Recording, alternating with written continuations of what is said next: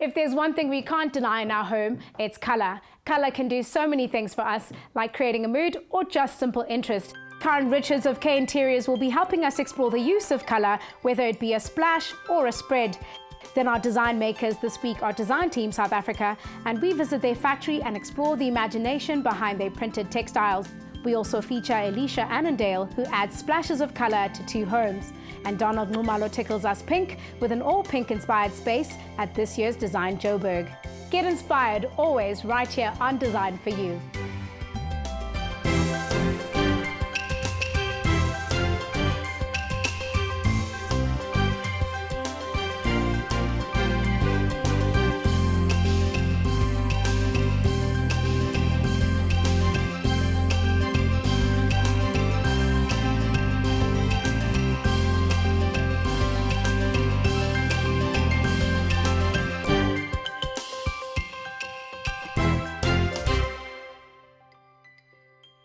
Hello and welcome again to Design for You. My name is Pilani Bubu. You can colour me Kaleidoscope today as we explore colour in its complementary, contrasting and muted forms. We have interior designer Karen Richards, who's going to show us the ins and outs of colour palettes and colour choices. But first, let's go behind the scenes to our proudly South African fabric makers, the Design Team.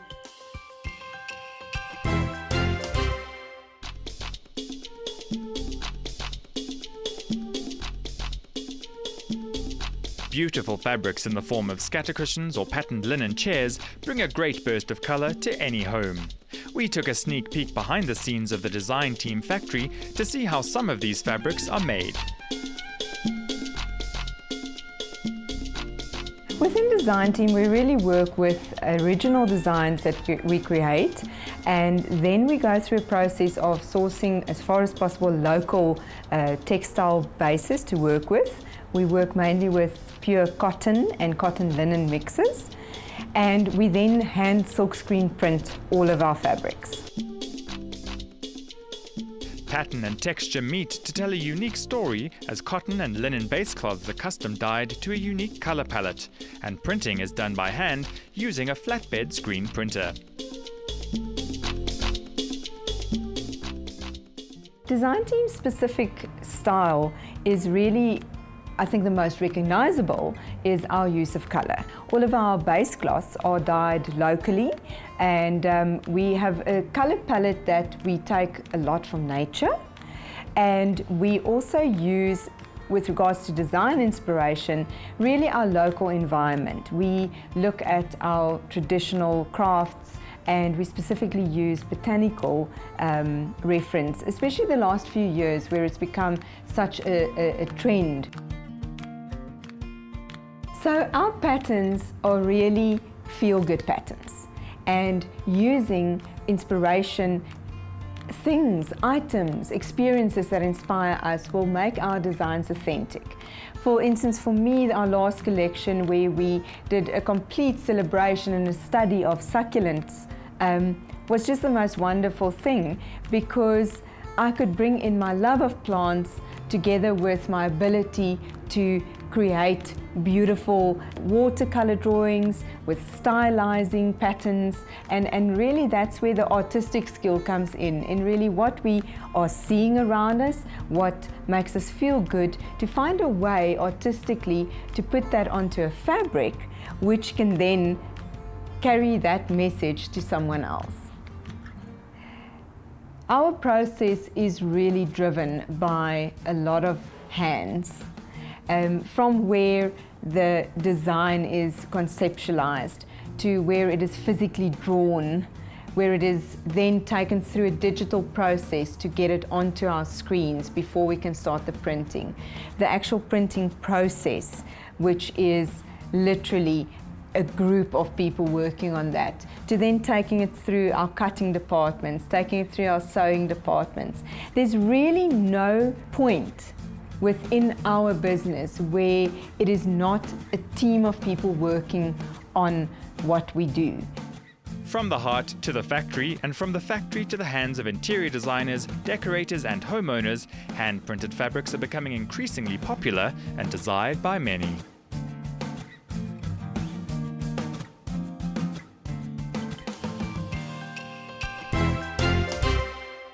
If you've just joined us, we're exploring colour with Karen Richards of K Interiors. She's been in the business for the last 10 years, but started her own business about 3 years ago. Welcome, Karen. Thanks for having me. It's beautiful to have you back on the show, particularly going around this fantastic home that you've designed. Thank you. We also were with you at Décor in 2016, and you had this beautiful tropical interior. Tell us more about that and your use of colour there. Oh, that was such a fun project. It was a trend pot that was actually featured by Décor, and they gave each designer a theme. And the theme was African inspired. So from my point of view, my starting point was the wallpaper that I saw, because it reminded me of our landscapes. And then also being African, we dealing with the Rainbow Nation. So I just had to use a lot of color. I love that. And it also reminded me a little bit of like Twilight. A little bit about you now. You've been in the industry for the last decade, but been in the business of kind of entrepreneurship for 3. What's your most favorite thing about being in the interiors industry? Oh, I must say running my own organization has been very challenging in the sense of you have to bring the creative side and the logic side together. And I do love both parts. And one of the places where both of the right side of the brain and the left side of the brain is coming together is when you're actually on site with the installation.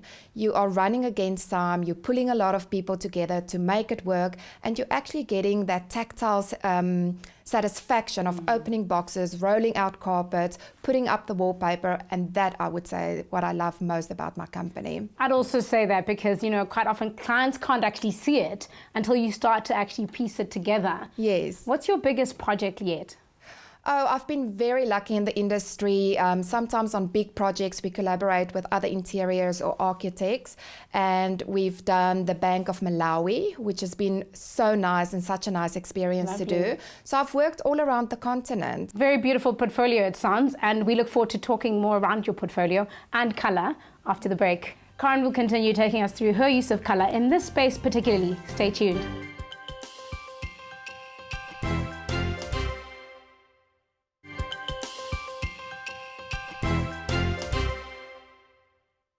Welcome back. You're still watching Design for You, and we are talking colour. We have Karen Richards, who's designed this beautiful home, which we'll use as a bedrock to our conversation. Now, Karen, just to get straight into it, tell us how you've used colour in different ways in your work.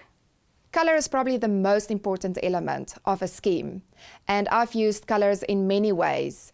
So, for example, you can use color to pull elements together in a room. So should a piece of furniture stand alone, you can probably put a scatter on there with one of the other colors in the room to pull them together in unity.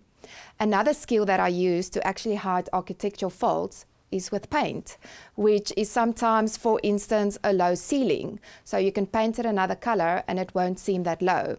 Another skill that's very important, or a technique that's very important, is to use color to make a space look larger or smaller. Are there any specific colors that actually work well to create that illusion, particularly the ceiling and the door? Yes. What can we do? So for instance, if your ceiling is low, please use a light color. So that gives that illusion of that it's a little bit higher and that infinity look. If your room is small, you have to go with lighter colors again, so it makes it seem bigger. And then obviously the opposite, to make a room look smaller, you can go with darker colors. Let's talk about how you've actually used color in this home. Well, this specific house is, I would say, French country. So you don't go too bold, but the client was quite brave to bring color in. And what I love about French country, it's that soft palettes. So we do use color, but in a very low intensity. For instance, in the print on the chair, I've used the chartreuse color, which is a very soft shade of a green and a yellow. And it will also pick up your duck egg blues. Now, to be clever, we are using a grey, but you'll see the grey on the sofa also complements a blue.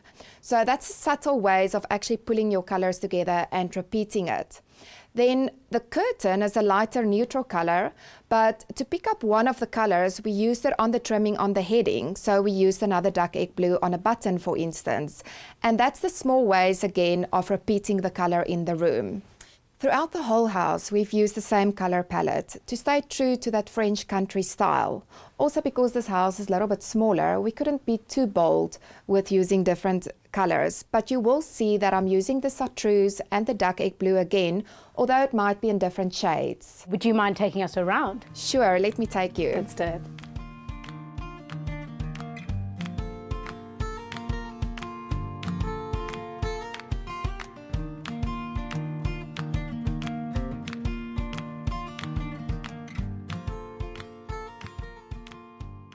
Karen, I believe this is the main bedroom. It's got a beautiful burst of blue. How have you used color in this space? So this space, I would say, is more monochromatic as opposed to the previous space where we had a little bit more complementary colors. You will see more neutrals here, but we are using the blue to pull through the color from the other spaces so that it flows throughout the house. So essentially monochromatic is like when you decide on one color to be the bursting color, and most times you said we could use like neutrals to create that balance. So monochromatic is when you have a lot of neutrals together. So you can either have a scheme of black and white, or you can have a scheme of brown and white, or grey, black and white. So you would see the champagne color and the lighter champagne and a grey maybe in this room. Yeah. And then we always bring in the metals where we have copper and a silver. And then we've got the burst of blue, as you would call it. The beautiful burst of blue. Yes. How much is too much of bursting and bubbling of color? I think, as you know my style, I'm the wrong person to ask because I love color and I will always add color.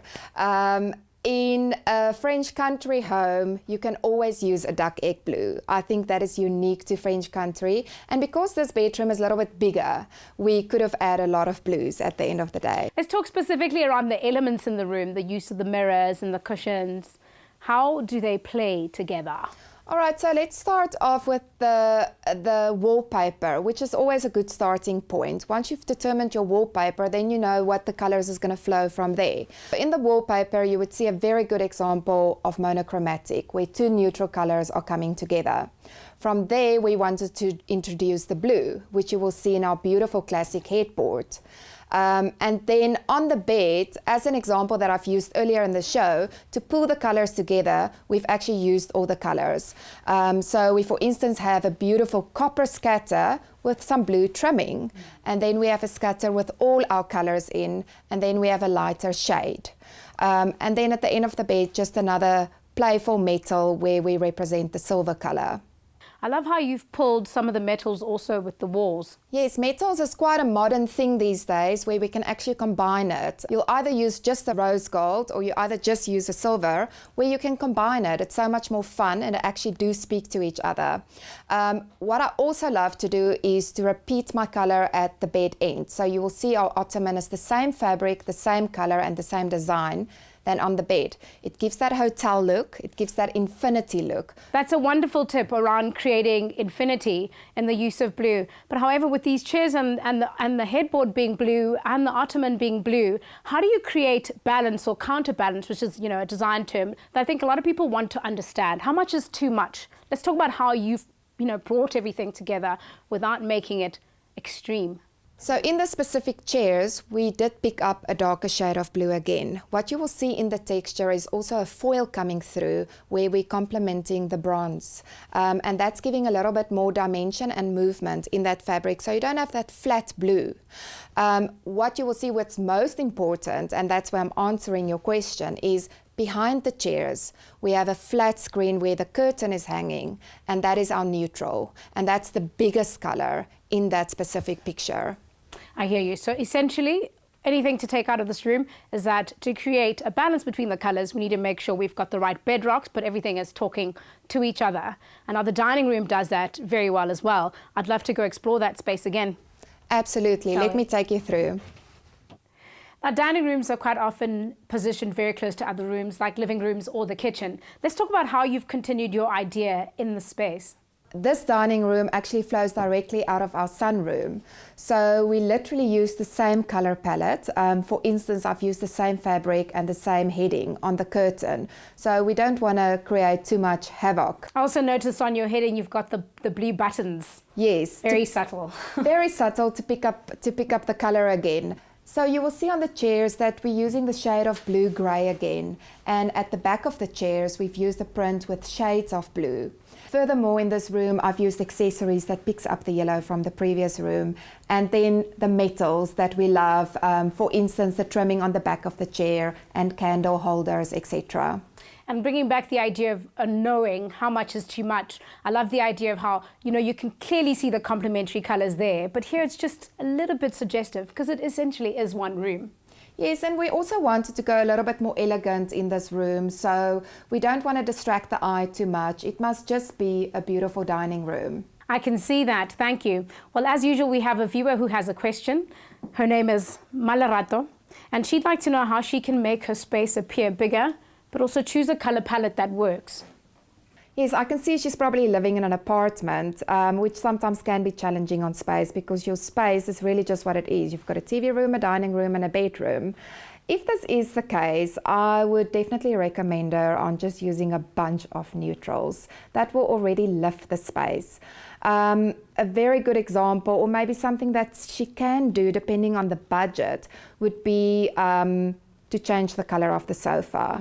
And in this case, you have three options. You can either reupholster, which is going to require a bit of fabric and some labor, or you can maybe just pick a bunch of throws in your neutral colors, drape it over the sofa. If that seems too much maintenance, then I would maybe go for a slip cover, that we can just cover the sofa in a lighter color. Assuming she loves the green on her little soft item there, what other colours or drop of colours can she use to lift off from the neutrals? In my personal opinion, I won't add too much other colours because I think your eye will jump around too much in this small space. So if she does like the green, let's just play with the green then. And lighter shades of it. Lighter shades of green. For instance, green and white can be very fresh and so much fun. And so on trend. Thank you very much, Karen. Malarato, we wish you all the luck and lots of fun turning around your space. If you're a viewer with any advice that you need on your space, mail us on info@thehomechannel.co.za. After the break, we see more colour inspiration from Elisha, Annandale and Donald Nxumalo. Don't go away.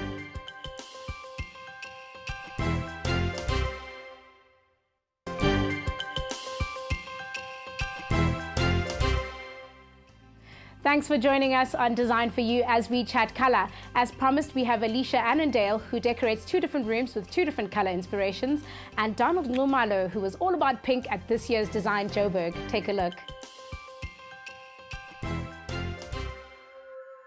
There's bound to come a time when you want to update your home interior.